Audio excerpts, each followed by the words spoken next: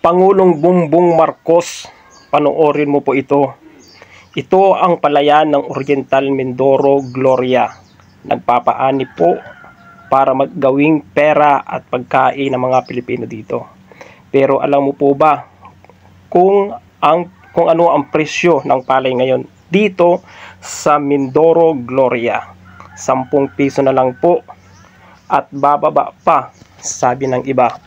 Pero ang presyo ho ng bigas sa merkado 45 per kilo, hindi pa masarap na bigas. 50 to 58 per kilo, yun ang masarap na bigas. Ang mamahal na nang bilihin ngayong umupo ka bilang Pangulo ng Pinas. Ibinuto ka namin dahil sa ipinangako mo na tig 20 kilos na bigas. Nasaan na ang iyong pangako?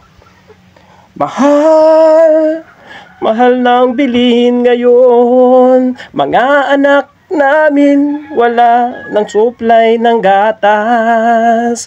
Mahal ng kilo ng bigas. Ang sabi nyo ay bababa, kami ngayon ang kawawa. Nawalan na ang gatas, ganun na rin ang trigo, pati tumutumo wala na rin. Nasaan ang tig 20 kilos ng bigas nung kayo ay nangako? Ngayon kami ay inyong naluko.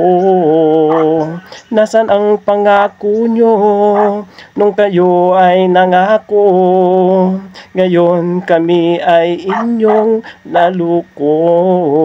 Sana wag naman po ganon. Sana tuparin niyo po ang inyong ipinangako na kaya niyo pong ibaba ang presyo ng mga bilihin dito po sa Pinas, dito po sa Pilipinas, at presyo po ng bigas. Itaas niyo naman po ang kilo or presyo ng palay.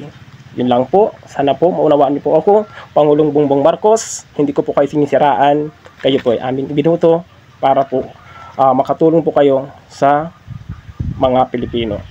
Ayan po, wag na po sanang masamain ang aking post na ito.